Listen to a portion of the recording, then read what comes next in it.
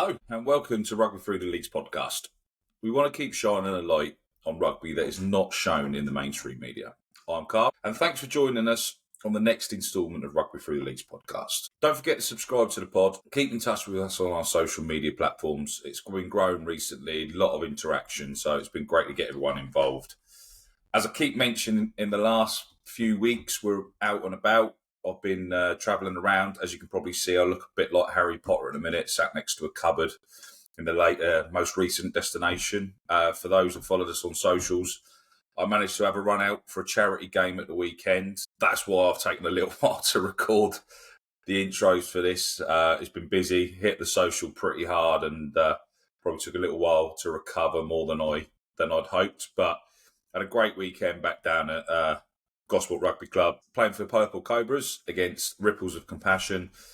Two amazing charities with trying to raise an amazing amount of awareness for different things. And what a great turnout. Atmosphere was brilliant. Social was brilliant.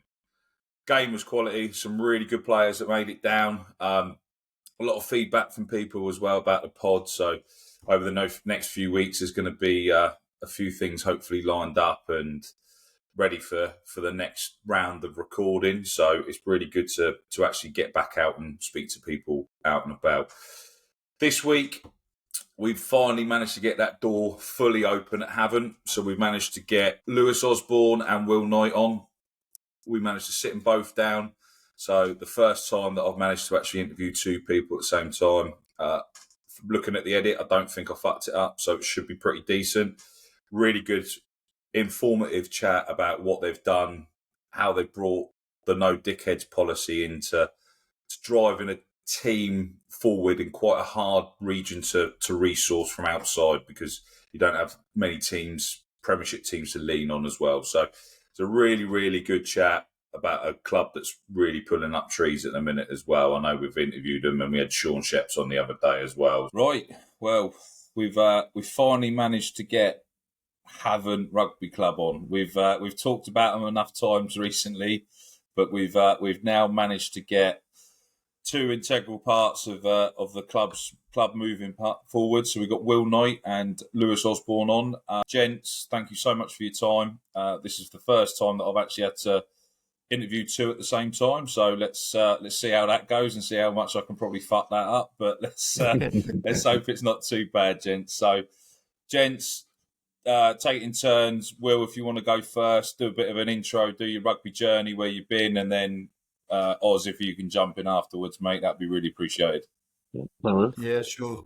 Rugby journey started at Havant. So I've been at the club for 50 odd years. Wow. Started as a 6-7-year-old on the first day that mini rugby started at the club, and then played my way all the way through the teams, like many other young kids at the time, and then went off to London for 4 years, trained to become a PE teacher at what was West London Institute, or Borough Road College, as it was in those days, and played some really good rugby up there as well. And then came back down to the area to work, my first job, and rejoined Havant in 1988, just in the second year of the leagues. A couple of years later, took over as captain for a few years, and we had a pretty spectacular time, if I'm being honest. We went through for up to sort of level 3 in the pyramid, and then we're knocking on the door of level 2. In fact, we missed out in the very last game of the season by 1 point in getting promotion to what would now be a championship. So that's the sort of highest point the club have been at. And then, like many dads, I was sort of a bit involved in my kids' rugby. Got dragged back into the club as one of my sons, or my oldest son, went into the academy age, and I stayed with the academy for a few years, building that up, and then got asked if I would take over the first team, and been doing that now for the last 13 or so seasons. And Wow. Obviously, it's been a bit of a journey from quite a low point to promotion back to sort of level 4 this year. So yeah, it's been a really enjoyable time, and still an enjoyable time. But yeah, that's my journey. I've been at Havant for a long time. Yeah, that's amazing. So you've pretty much gone full circle with the club then, Will. You've lived and breathed everything apart from maybe 4 years in the smoke. Yeah. I mean, even then, I was still very involved. Big part of it coming back playing at holidays and things like that. So yeah, Okay. it has been a big part of my life, definitely. Gone in Oz. Let's get your journey, Yeah. mate. So I'm slightly younger than Will, so my rugby doesn't start quite so early. I didn't really pick up rugby ball till I was sort of 14, 13, 14. Played a lot of different sports around that. Picked it up in school and never looked back really. So started Yeah, in school and then my first club and only club really has been Havant yeah, since about 14, 15. Been in and around there. Went through the ages. Went off to uni at Chai, so just down the road. So stayed within the club. yeah, Um, and I've got opportunities around sort of 17, 18 to play in the senior setup. I think they're at the old Nat 3 then, so almost where we are now, I guess. yeah. Just played a few games there. Um, yeah, loved it. Kept at it, but I got a few quite significant injuries just towards the tail end of uni, so ACL and things like that, and then came back from that, came back into it, did that again, and then in one of my last games did a meniscus, and that was pretty much all she wrote for the playing side. It's not ideal, is Um, it? no, not ideal, and I think Will wasn't there for the first one. He was definitely there for the second and third mess up. Um, Will and yeah, so then sort of coaching was like, how do I keep involved in rugby? It was sort of already a big part, and I could really walk away at that time. So it was what opportunities there were coaching. So went into that. Started off with the ladies, Okay. and worked with the threes, the social side at the time, Yeah, very social side at the time, for the A15 third team, and then worked my way through.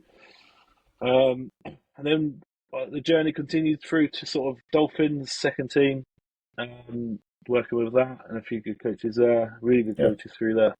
And then opportunity sort of came up to work alongside Will for the last few years now. I can't really give it a number, I don't think.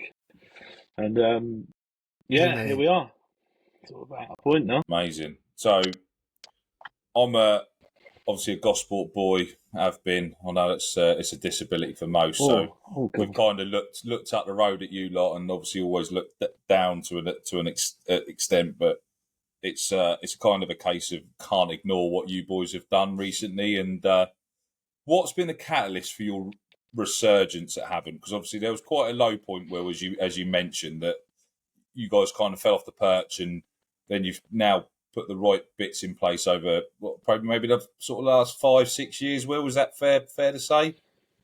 Yeah, I think it goes back further than that. Actually, I think the catalyst. I always talk about the catalyst was almost that first season.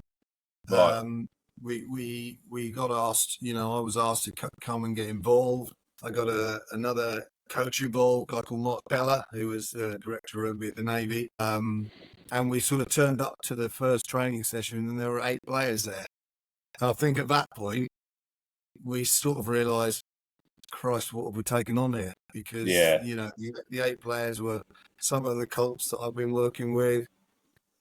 People like Oz and a few of the other guys that have played ones. Very few Yeah. of them left. A number of players that have been in the second, third team, and we were looking down the barrel of a National 3 season. And Jeez. so we sort of started from there. And to be honest, we had a pretty horrible season. Got absolutely stuffed most weeks. I think we Yeah. shipped over 1,000 points. But at the end of that season, we sort of turned around to the lads in the change room and said, look, what do you want to do? We can all disappear for a few months and enjoy the summer and then come back and see what happens next season. We can recognise that we need to do something now. And 2 weeks later, the boys started training. And, Nice. in terms of catalyst points along the journey, I think that was one of them, because there was a recognition from that group that they needed to improve. And from there, then obviously we also recognise that we need to rebuild certain bits of the club. And I think that, in amongst the journey that the club had when they've been bringing a lot of players in from overseas and perhaps, very much a wider net to try and stay at the level they were at. What Yeah. had also suffered was the culture and the ethos of the club. And so some of the things that you would expect to see on a Saturday in a rugby club weren't happening. So part of the journey was not just about rebuilding the club, rebuilding the team and getting better results on the pitch. It was about rebuilding the club and getting that enjoyment back to playing for your local rugby club. We've had a pretty strict set of rules since we started. We have a very strong set of values that we stick to. Yeah. Straight out of the All Blacks, kind of legacy rule book, no dickheads. And I don't say that lightly as just a sort of a throwaway line. It's really important to the players that are part of what we do, that we don't get people coming into the environment that are going to make a negative impact there. So if you don't fit, and that's not a personal criticism of an individual, but if you don't fit with what we're trying to do, and you don't sort of make an effort to become part of the club, then there probably isn't a place for you in the club. And that's, and I would say, conversely, I'd say we're probably one of the most welcoming rugby clubs you'll ever come across. We expect a little bit from the players as well. And I think the guys that have come across, and you'll know some of the guys that have come across from Gosport, become an integral part of what we're doing. And they, I think they would tell you that's a really important part of who we are. So, I don't know there's a single catalyst. There's been points along the journey. But certainly the last 3 or 4, 5 years, we've been slowly improving on the field. Group that we started with are of an age now where they are leaders in their own right and need less leading from the sideline and more. They have a greater ability to read and understand and work their way through games. And we've constantly changed and brought in new blood into the coaching setup. Oz's been an absolute prime example of that. Without doubt has created the most sort of feared pack at our level for the last couple of years, and those sorts of things that make a difference because if we stand still, we go backwards. So difficult to put a finger on a single catalyst point, but I think there's been lots of them over that journey. Yeah, it's sort of summed up pretty well. There's got to be moments over that time where it could have gone really, really bad, or decisions could be made would have been light-hearted actually, but they were quite well thought out and quite well sort of strategic planning and long-term goals are really important. So I think it's really easy to say, like you say, like from outside looking in, 5 years of like rise, I guess, as a team. Yeah. But the journey as such, it's been a long, long slog for some people, and that not even on the field, like the guys around it. There's a lot of people that have bought in for that amount of time and have really put a lot of hours and dedication into it and making real sort of conscious decisions with like a plan in mind. And that's been really sort of evident once I was able to sort of see the outside of it as opposed to just what was on the field. It was really, really sort of clear that there was a lot of good people around the club, not just the rugby doers, but actually around it. They were just sort of integral to what we were doing and the right people in the right spots. That was the main thing. Yeah, brilliant. So as you said, obviously a few Gosport boys went over the hill. So Sean Sheps was on the other day, so I've actually recorded Sean a few pods, sort of a couple of the pods before you as well. So I was talking to him because when I played with him at Gosport, I'd still put him up there as probably one of the best players I ever had the privilege to play with, and it's great to see him go and push on and be able to put his mark down at a level where he is now, because he's an exceptional player, and he talks about what you guys have done is setting everything up right. So he said that's put him in the best position to be able to put his best foot forward on the rugby pitch as well. We also did discuss obviously from a lot of people's viewpoint from outside of Havant as other players at different clubs. Your new pitch, do you think that was an integral catalyst as well, Will? Is that fair to say? Because the pitches before were dog shit. Is that fair at best? The golden fields of Havant. The golden fields. Yeah, that's it. Laced with parts of the Lee Park fields, you mean? Yeah. Yes. Look, I think the Rugby 365 pitch has been transformational as far as I'm concerned. Yeah, Interestingly, I was talking to Paul Hodgson once up at London Irish, and when they just moved into their new facilities, and I said to him, what's made the biggest difference? And he pointed at their artificial pitch, and he said, without doubt, it's been transformational. And the thing is, it just improves the quality of everything you're doing, the quality of yeah. your training, the quality and pace at which you can train all the time. It certainly supports the style of rugby that we want to play. But I think the other thing is that it creates a kind of no excuses culture when you're training. You Yeah. can't look around and go, you can say it's freezing cold, but you can't say it's too wet or it's The the pitch is pitch or frozen and all that sort of those gubbins that comes excuses alongside disappear. it. Yeah. And it does make training a real pleasure. And I think the boys certainly that played on it a lot now actually prefer playing on an artificial surface.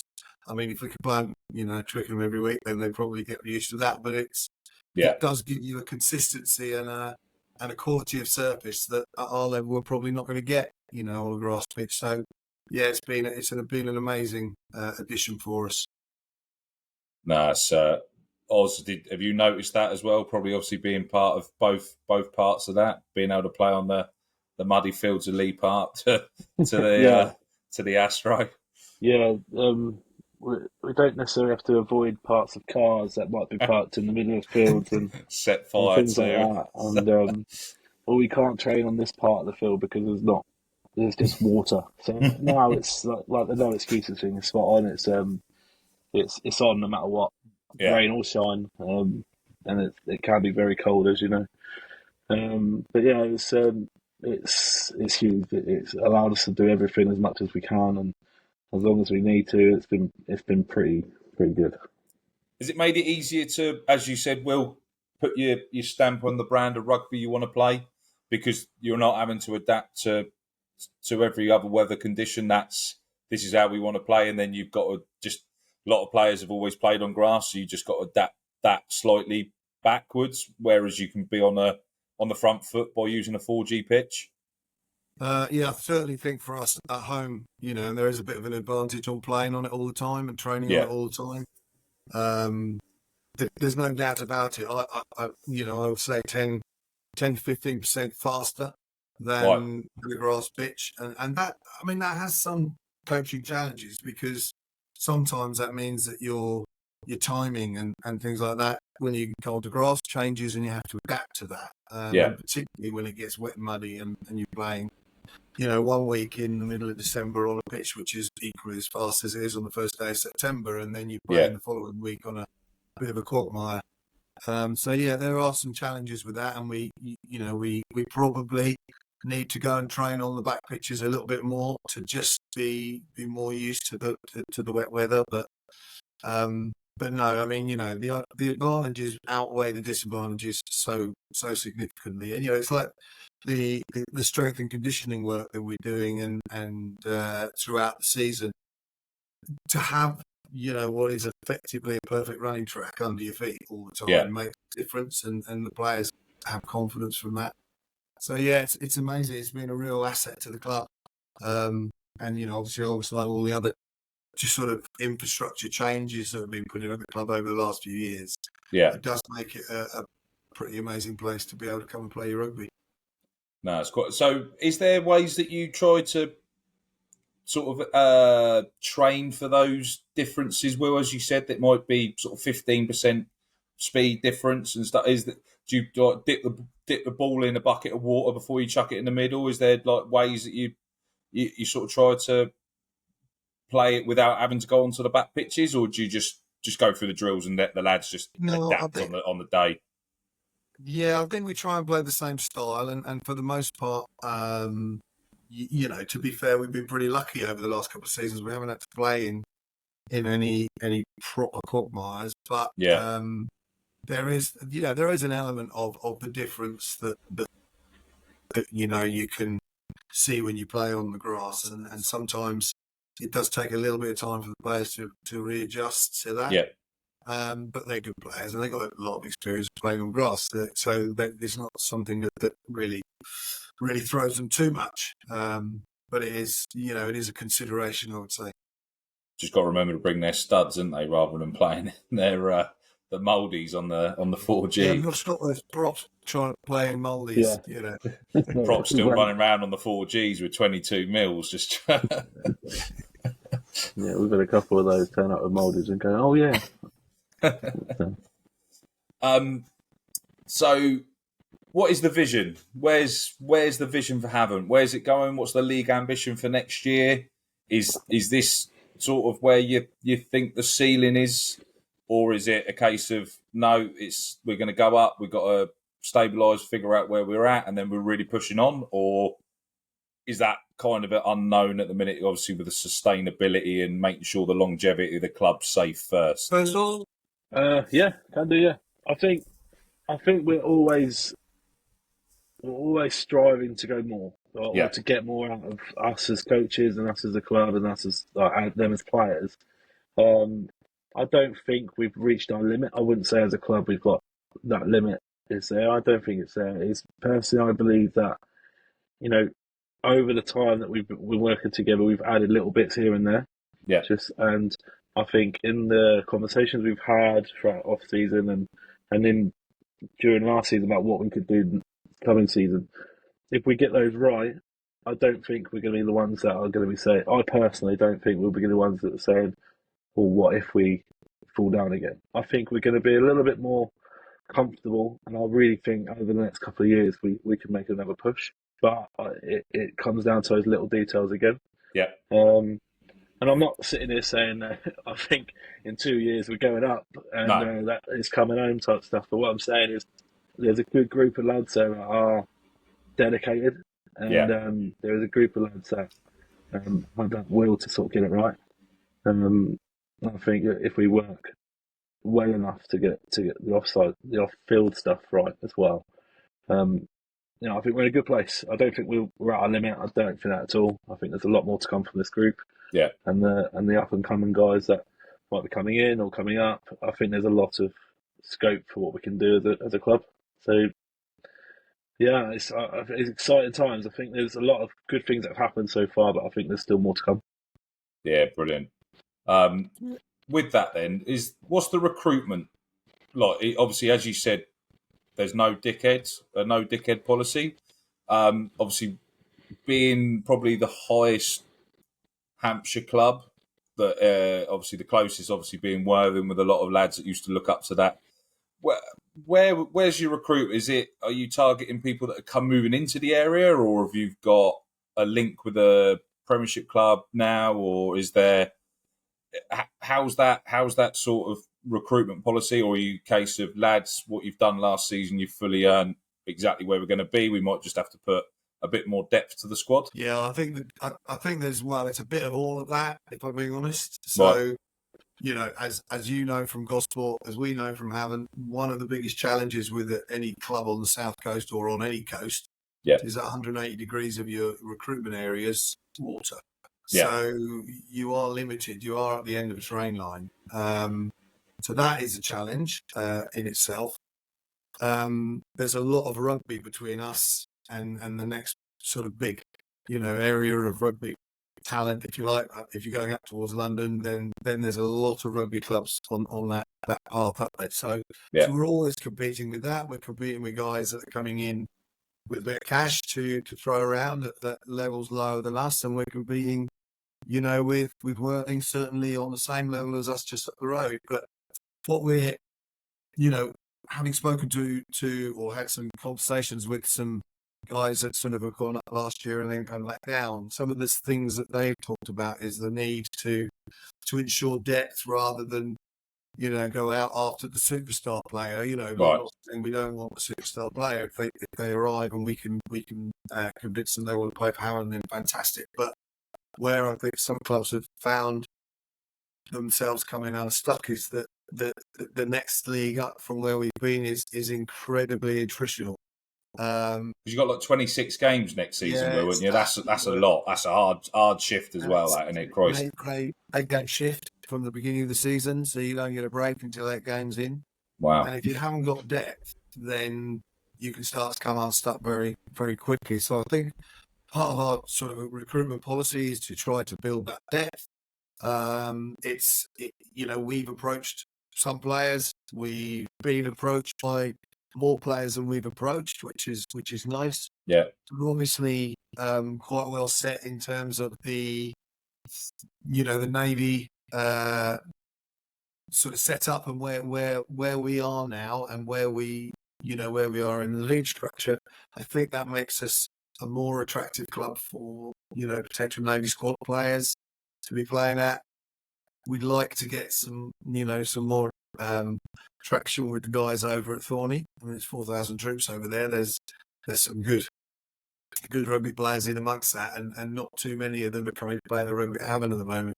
So there's bits like that. We're building our links continuously with the universities in the area, and you just don't know who's going to come to university in the area. So all of those things are areas which we need to keep working at. And of course, there are some very, very good rugby players in local clubs around us. And that's something that, we want to be an attractive proposition for them to want to come and perhaps, push themselves a little bit more than they can where they are, take themselves out of their comfort zone. The fact that our second team is playing at the same level as the vast majority of the first teams in the county means that you can come to us, you could place, you could be in the second team playing as good a level as anybody, but with the opportunity, if you're doing well, to play Nat 2 rugby. So I would never say it's not a challenge, because I think it's a real challenge. We're not a club that has the kind of finances to throw at the problem that some do, and so we have to find other ways of making things work. But I do think also, going back to sort of what is our vision for this season, I think being able to consolidate in this league is hugely important. To go up and then come straight back down again is, could be really damaging. So I think we will have to be a little bit more strategic about our games this year and look at the games that we believe maybe target games. I think there will very quickly emerge some of the teams who if everything you're hearing is right, have recruited incredibly well and are going to maybe be a little bit, untouchable for some of us. And maybe those aren't the games we're targeting, but we're certainly confident we can target, going to home, and then certainly, some of those away games, and get enough to make sure that we're still in the league the following season. I think that's really, really important for us. Basically do what the South Africans have done in the URC, then we'll just pick and choose whether you travel away. No, we'll always travel away. Just how many?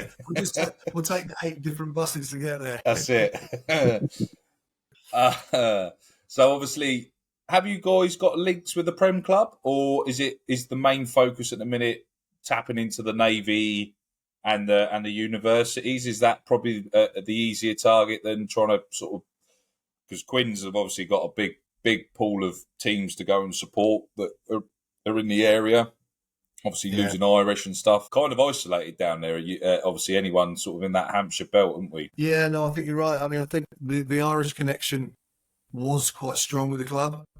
We've got a lot of players who are playing in our first 15 squad who have been Irish Academy players over the years or contracted players and have come back.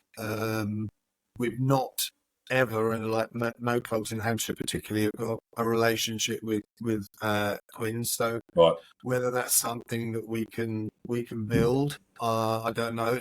And I know against some of the clubs that we'll be playing against, that does put us as a slight disadvantage. But I'm also very aware of some of the challenges that come with working with Prem clubs, and particularly if they're want to place academy players, which probably is right with you, because then they also pull those academy players out quite quickly as well as putting them in, and then you've got to manage all of that. But certainly those are things that I'm sure we will be investigating more. But as you say, without the Irish link there's a bit of a void for clubs on this side until I think the next, from what I'm hearing, is Bath is now claim to be picking up the academy program that was perhaps the one that the Irish were running. So let's see what happens. That's even closer then, Will, wouldn't it? Christ. God, it's bad enough travelling the Bath as it is. Jesus Christ, that's one of the lads from Gloucester Academy is doing very well for us. So yeah, they've got obviously Gloucester. You got the Hartbury stuff up there, ain't you? So that's probably that it's easier for that to pop away, and I'm sure Mummy and Daddy can probably pick them up and stuff. But it's Bath's a lick for that to then be. Is that being brought on by the RFU, or is that just Bath have put their hand up and said? I heard the other day that they were potentially there was another link going there, but until something's written down and it's clear, we'll see. But we've got to concentrate on developing our own players. We've got to concentrate on continuing to bring players back to the club. A big part of our success has been that Havant's a club that the players that have been here. I say this to a man from Gosport, but they very rarely leave. Yeah, and a lot of our players are players that have played mini junior rugby. They've gone away. They've played a better standard of rugby, and then they come back to the club and we'll tell you that they're playing some of the most enjoyable stuff that they play. Plus, a big part of it is it's with guys they grow up with. They've known these guys all their lives, and suddenly they're back with their mates playing competitive rugby and having some success out there. So, that's a big part of what we've done as well. No, that's brilliant. The club have got ambitions on the pitch. What's the ambitions off the pitch? Obviously, you got the stand. You've obviously properly set up internally. You've got other little bits of work. Is there bigger plans, or is that all depend on how the success on the pitch, or is there still big plans off the pitch to carry on growing the amenities around it to make sure that you bring the revenue in the club and make that as sustainable as possible? I think sustainable is exactly the right word. I think the club perhaps got itself into a bit of a hole a few years ago when, as I said before, there was a lot of overseas players coming over. Some of those people were paying quite a lot of money to play rugby, and the club are very, wary of going or making that. I don't think they'd make that same mistake again, but of going down that pathway and letting anything get out of control. So I think that it's really, important that the club is sustainable. That's the business side. That's the developing the facilities, the function rooms. We're one of the few places in this area that you can sit down 200 plus people for a wedding, so those sorts of things are really important. The partnership with the nursery that are now at the club obviously feeds some money into the club as well, and then the club will continue to build facilities. So we have an absolutely top class gym now. Yeah, I've seen that on your Instagram. It looks mustard. Which is a key part for the players. That's you remember the club, then you got access to that gym 24 hours a day. Yeah, quality. So continuing to build the facilities is important, but keeping a sustainable model that feeds the rugby means that the club will be there in 50, 100 and 150 years' time is really important as well. Yeah, Oz. Obviously, being through the senior setup and now into the coaching level, have you? Obviously, Will's been there forever, but have you noticed the way that the club's sort of changed off the field as well to make it more marketable and accessible to more? Yeah, absolutely. The obvious one. Well, I would say the obvious one, but the one you were just talking about, the gym that was a shed. I think Gosport I think Gosport got the knocked down shed that's still in the corner of the car park. That was a space that we just casually, I think, asked the council and said, "Do you mind if we borrow this?" Yeah. And they were like, "Yeah, if you want." And then we threw a few weights in there, and then that definitely didn't snowball. That was a long process of real hard determination from the club and also the players. Yeah. And the players were sort of integral to that whole thing coming together, along with a lot of commitment from really good people around the club that sort of able to do the work and and the jobs that sort of you don't realise that you need a specialist to do that. Yeah. And then when they come in and say, "Oh, I can do that," it's a big club effort. And so you've got the gym, which has been been massive. I don't tend to visit it as much as other players and coaches might do, but Yeah. it's I've heard it's lovely in there. But a lot of that stuff in there, it's come from within, and that's been a really good part. And then you've got the clubhouse as a whole, Yeah. aside from the pitch, which we are really sort of lucky to have in many ways. And we took a sort of gamble on it, if that's the right word, and it's sort of benefited us. But the clubhouse has sort of transformed in many ways, and I think the team that have been doing that and that sort of planning around it has been really sort of, again, it's another string to our bow. It's something that we can offer that a lot of other clubs within our community can't. Yeah. And I'd say we're lucky, but actually there's a lot of work that's gone into it. So it's not down to luck. It's a lot of good people, a lot of It's good all teams. been calculated, but you made the right gambles at the right time as a club, and it's paid off. Yeah, there's opportunities out there, and if you don't ask people, then you won't get sometimes. And there's, like I say, there's some good people that have put their sort of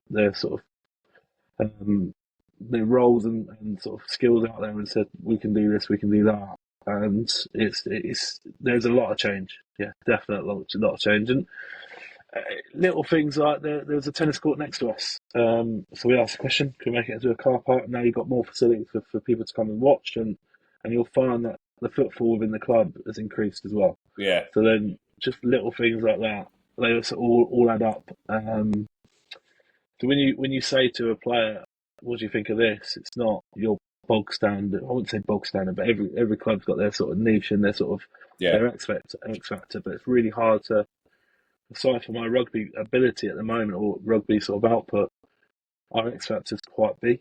Yeah. And there's quite a lot of stuff that you can sort of hang out on, whatever sort of floats your boat. If that's what your rugby club you want your rugby club to look like. Yeah. We got the social side, we got the performance side, we've got the rugby stuff, and yeah, it's massive amount of change. It's pretty unrecognisable in some ways. When I was speaking to Sheps, he basically said you guys are effectively professional, apart from the wheelbarrows of cash that end up in his bank each month. But he said everything else, he literally doesn't have to do anything. He turns up with his boots, and you guys have got everything nailed, everything's done, everything they want. He was saying that you guys have managed to sort out S&C coaches apart from the uni or something. So you've got everything's done. So you've literally got everything there. You've got the platform, and that, as you said, that doesn't happen overnight. And a lot of decisions that have probably been made at the right time by the right people. And as you said, obviously, if you've come through the seniors as well, that being accessible and everyone being able to use that as a club together rather than, oh no, that's the ones gym, that's the twos. The twos can use that, and then the threes, there's the clubhouse. There's the accessibility to the whole club, and I think fair play. It's definitely done something right over there. Yeah, it's just to sort of bring out that sort of small P professionalism thing. That's been those little things that we've been adding along. Yeah. Asking the right people at the right time, getting the responses we kind of needed, and then sort of running with it. Yeah. And there's within the coaching team, there's some really good guys in there that are able to sort of ask those questions and pull people in, and we've had some really good. Actually, we've had excellent people come in to help. Yeah. And do their S&C who've gone on to other things. Wow.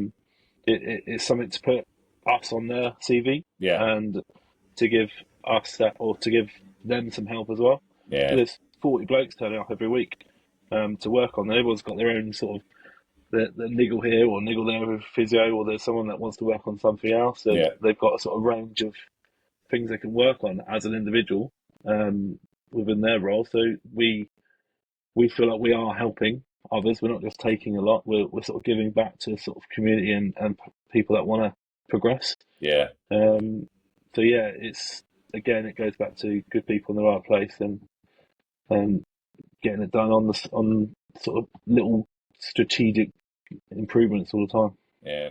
One thing I have got to ask though, who sorts the tours out? Because when Shep said you were going to Swansea, I thought, hold on a minute, that must have been planned for you before you lot got promoted, because unless there's a sentimental value there, how did Swansea come about? Oh yeah, ask Harrison Young. He was in charge along with Charlie and a couple of others.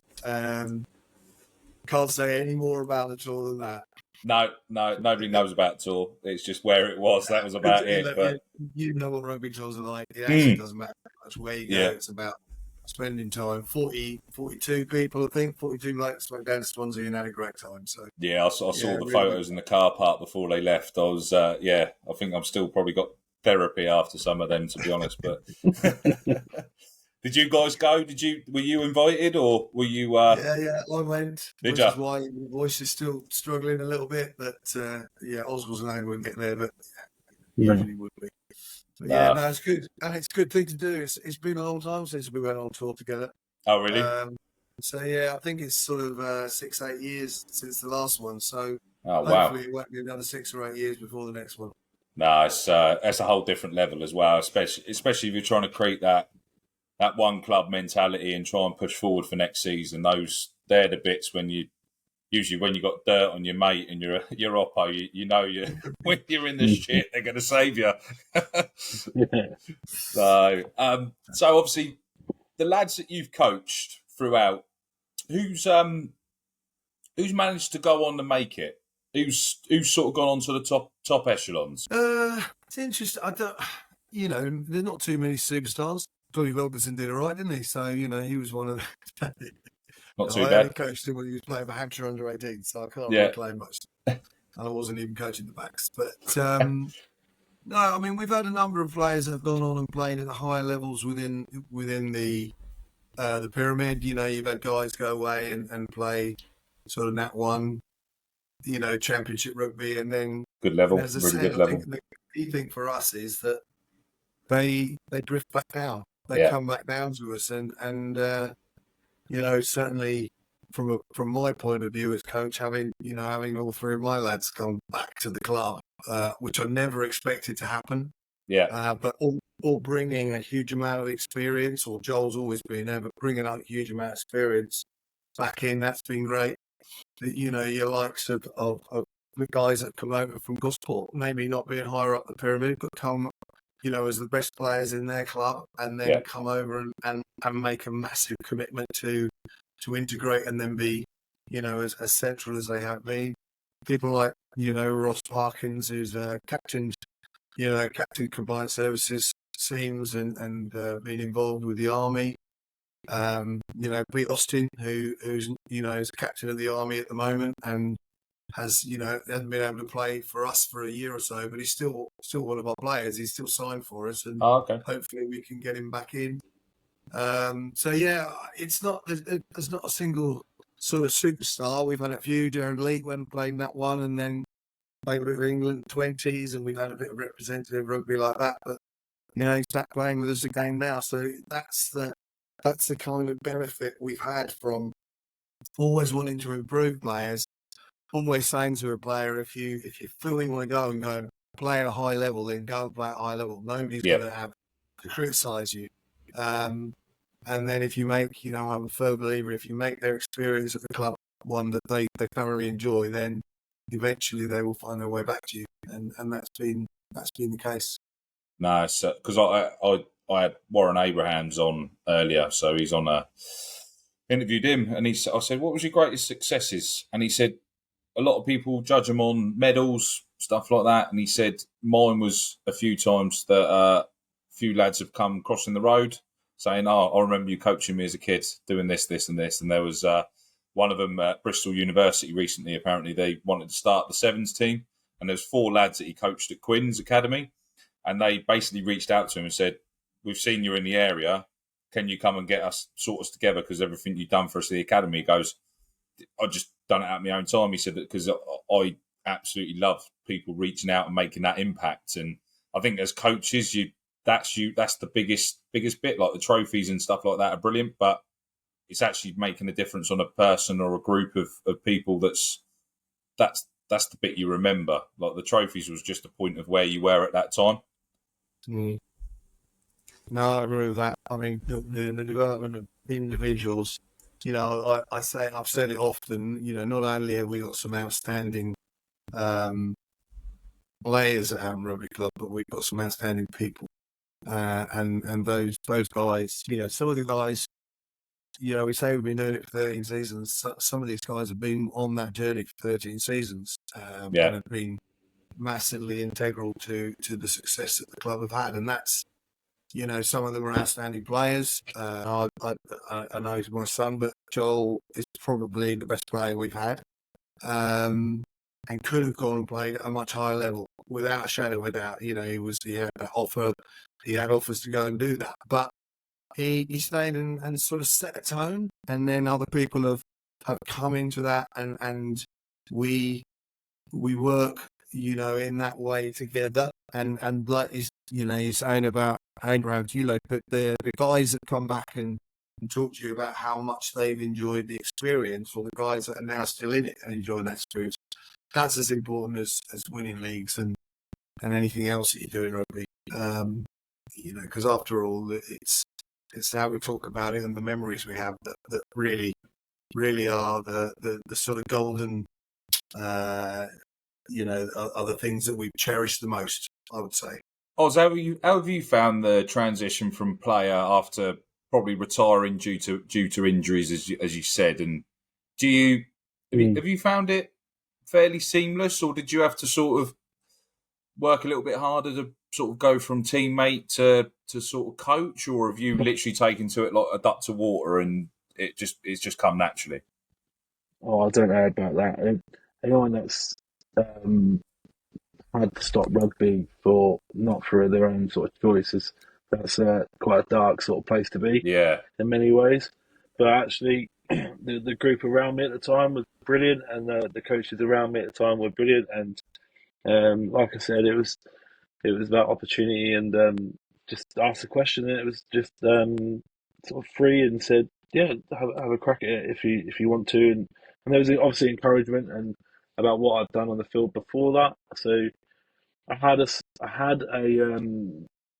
always enjoyed coaching. I'm a teacher, so I enjoyed that element of it. that helps. Yeah, it does help when you're working with adults sometimes as well as kids. They're probably worse than the kids, aren't they? Some are. We've met a couple.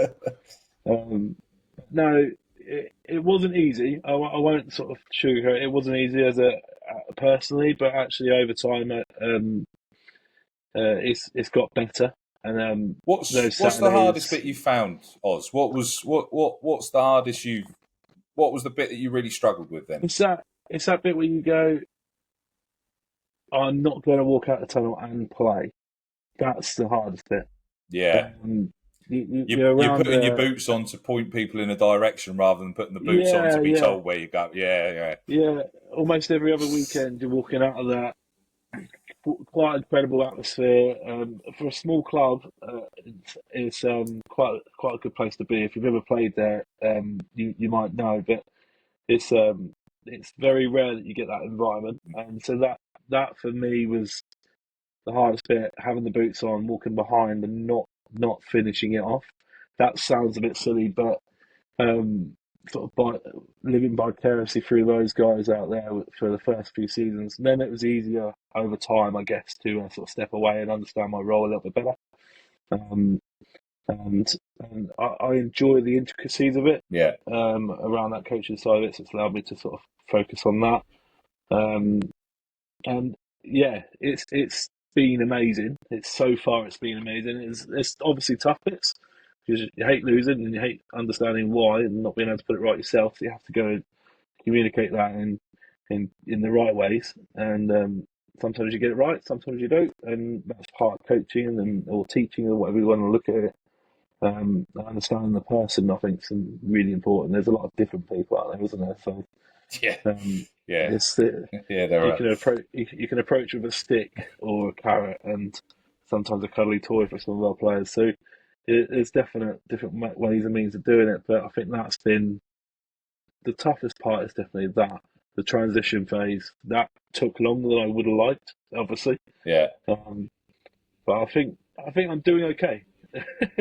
I think I'm doing okay within coaching. I think I'm doing okay. I think we're getting good results, and And yes, results are important, but I think also the sort of improvement of individuals that have maybe joined us from outside, or individuals that have come through the system within our academy and what have you. That sort of improvement, and hopefully I've been a part of that, or we've been a part of that. It's that's the sort of the good sides of it, and so hopefully we're doing okay. And results help sort of gratify that, I guess, or sort of hang on something. But yeah, it's good. I think we're doing okay. So I had Russell Earnshaw on a few weeks ago as well. And he obviously goes in and does a bit of consultancy around coaches and stuff. And he said, we were discussing coaches. Some coaches are very stuck in their ways. Obviously, not willing to look at themselves. It's either the players, etc. Do you guys sort of take yourself away and actually assess how you guys have coached situations and then find ways to improve, or is it you obviously clearly not, because you guys have actually got a path, and that no dickhead policy, I'm sure, cascades up through the chain as well.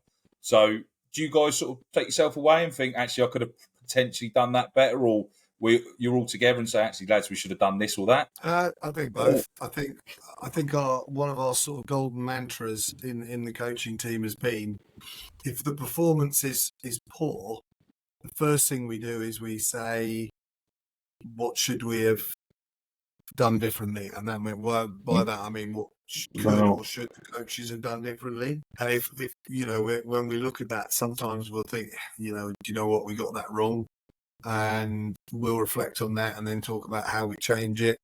I think we try to be as honest with the players as we can. Yeah. I was talking about the things that are hard. I think the things that are hard, are that bit if we go out and play, or they go out and play and you don't.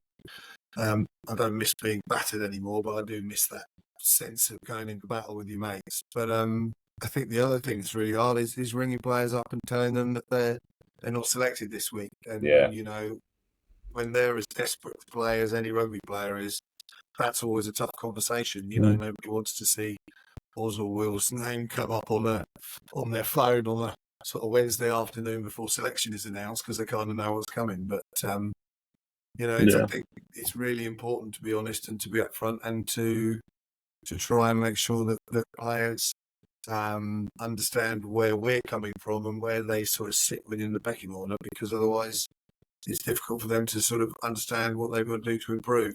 And that's something that we can always improve at as well. We can always get better at how we do that communication. So I think we are quite self-reflective. 100% we don't get it right all the time, that's for sure. And I think any coach that says that they do is probably conning themselves. Yeah. So obviously, as you said, with when you have to make that call, and the lads are obviously told they're not selected, do you sort of debrief them on why, or is there a game plan behind it? And you've said, actually, we've had to select this player over this. I need you to go and work on this, or is it like there's some coaches? It's just, sorry, lads, you're not in. I'm sure there's probably a little bit more of a conversation with you guys, but do you sort of set a clear path, or Oz, are you allocated the calls, or do you make them all, or just ditch them all on Oz's lap and say, Oz, give them a call? I tend to do the backs. Okay.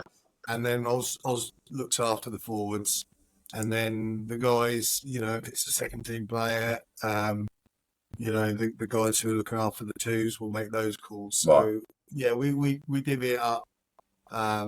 But I think it's an element, but you've got to, like any difficult conversation, you judge that on the player. Yeah. Sometimes a player is sort of happy to they'll receive the bad news, and they'll probably want to come back and talk to you about it a bit later on. Yeah. Sometimes they want to have a chat at the time, or, there will always be reasons why we make decisions, and we try to share those. Yeah. Sometimes at the time, I think that's very difficult for a player to actually hear. Yeah. Because what they've been told is you're not playing this week, and that's all they hear. Yeah. Kind of irrelevant. So always offering them the chance to come back and talk to us at training and have a more in-depth discussion. And I think we have that relationship with most of the players that we can do that, and certainly that's part of building better players is when it's going well, what can you do better? Yeah. When you're doing things really well, how can you make that even better. And then if there are things that we think you need to improve on, then we need to share those. Otherwise, you won't know what you need to improve on. Yeah, because I was speaking to Joe Batley as well. He was on the pod a couple of weeks ago, and he was still saying he's got things he needs to work on as a pro. So there's players all the way through. And do you think that your lads obviously have been given enough freedom to probably be more self-aware and stuff?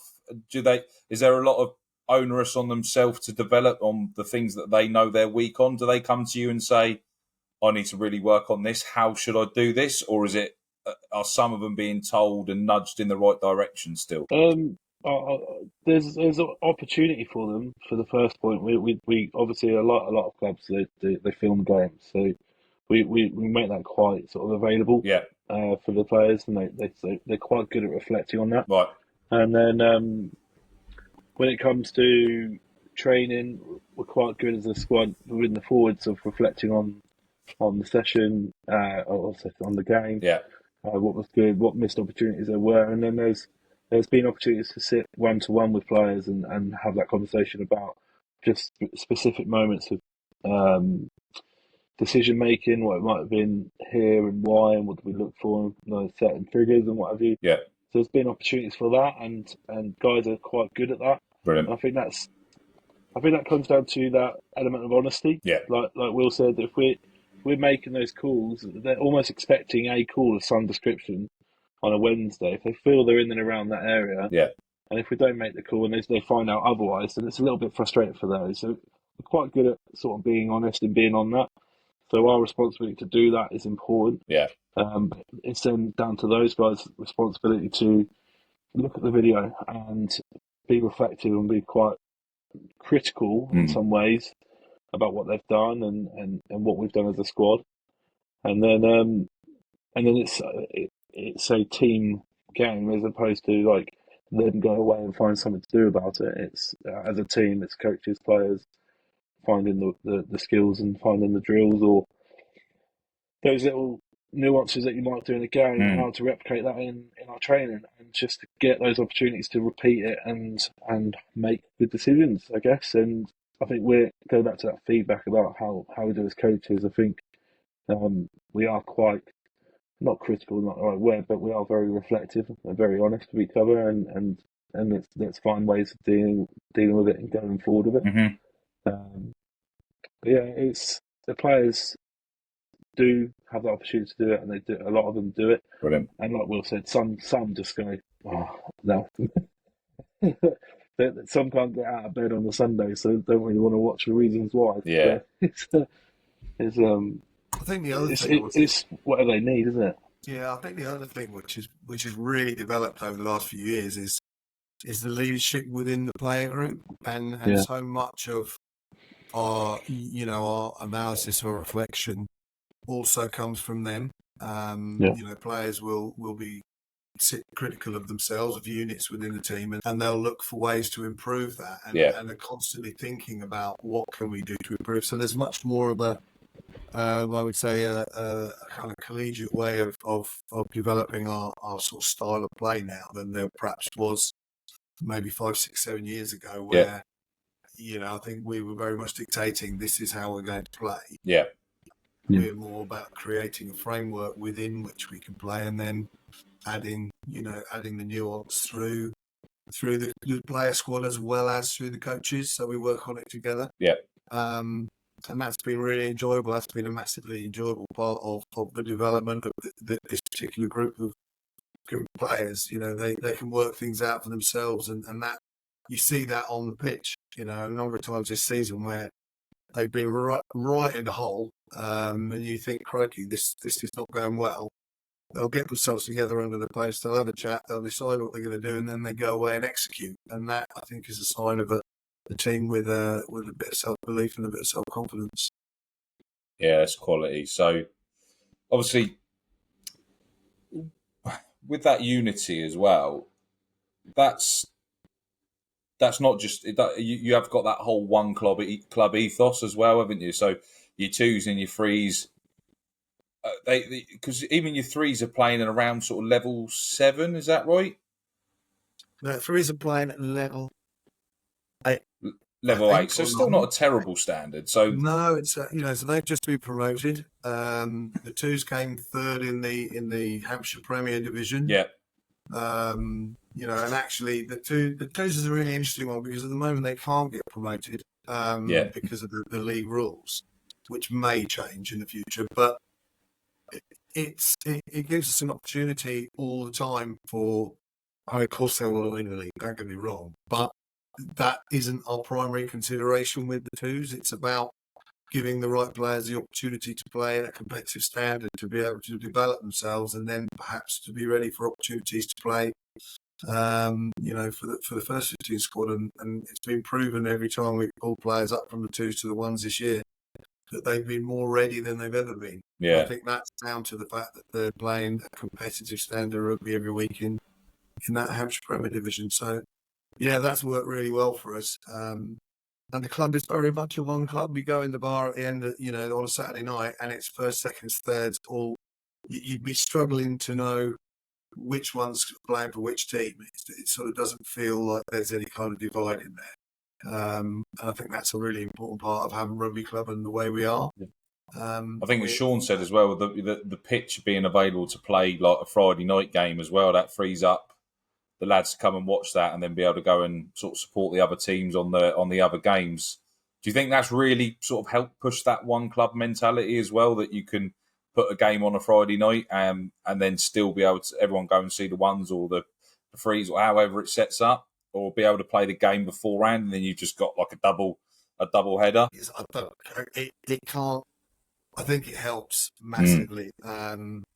I think it's just a real appetite for watching rugby at Havant. And, we've had a couple of games on there on a Friday night and 600-700 people have turned up to watch a second team game. Yeah. They're never going to get that experience at any of the clubs around the county. Nah. They're just not going to get that. But if they come and do that at Friday night on Havant, then that sort of is what they can get. I think the varsity match for the university was played there.